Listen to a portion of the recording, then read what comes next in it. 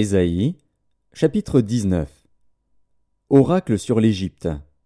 Voici, l'Éternel est monté sur une nuée rapide, il vient en Égypte. Et les idoles de l'Égypte tremblent devant lui, et le cœur des Égyptiens tombe en défaillance. J'armerai l'Égyptien contre l'Égyptien, et l'on se battra frère contre frère, ami contre ami, ville contre ville, royaume contre royaume. L'esprit de l'Égypte disparaîtra du milieu d'elle, et j'anéantirai son conseil. On consultera les idoles et les enchanteurs, ceux qui évoquent les morts et ceux qui prédisent l'avenir. Et je livrerai l'Égypte entre les mains d'un maître sévère. Un roi cruel dominera sur eux, dit le Seigneur, l'Éternel des armées. Les eaux de la mer tariront, le fleuve deviendra sec et aride. Les rivières seront infectes, les canaux de l'Égypte seront bas et desséchés, les joncs et les roseaux se flétriront. Ce ne sera que nudité le long du fleuve, à l'embouchure du fleuve. Tout ce qui aura été semé près du fleuve se desséchera, se réduira en poussière et périra.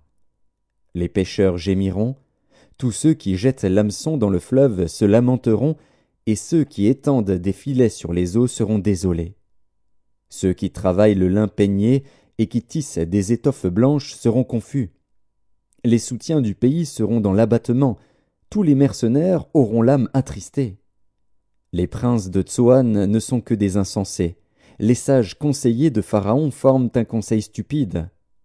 Comment osez-vous dire à Pharaon, « Je suis fils des sages, fils des anciens rois » Où sont-ils donc tes sages? Qu'ils te fassent des révélations et qu'on apprenne ce que l'Éternel des armées a résolu contre l'Égypte.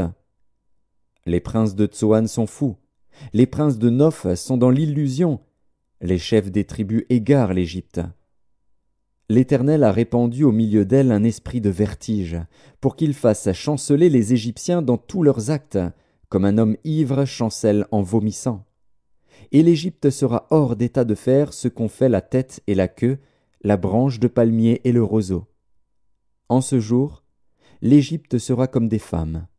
Elle tremblera et aura peur, en voyant s'agiter la main de l'Éternel des armées, quand il la lèvera contre elle. Et le pays de Juda sera pour l'Égypte un objet d'effroi.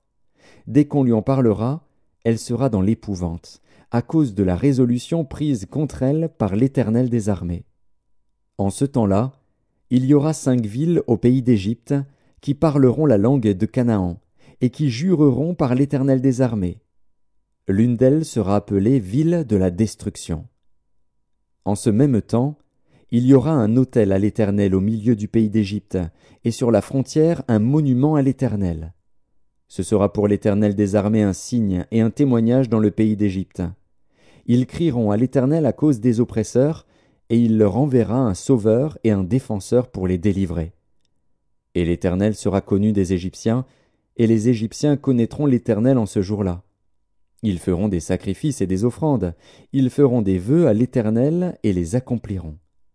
Ainsi l'Éternel frappera les Égyptiens, il les frappera, mais il les guérira. Et ils se convertiront à l'Éternel, qui les exaucera et les guérira.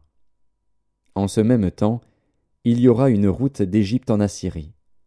Les Assyriens iront en Égypte, et les Égyptiens en Assyrie, et les Égyptiens avec les Assyriens serviront l'Éternel.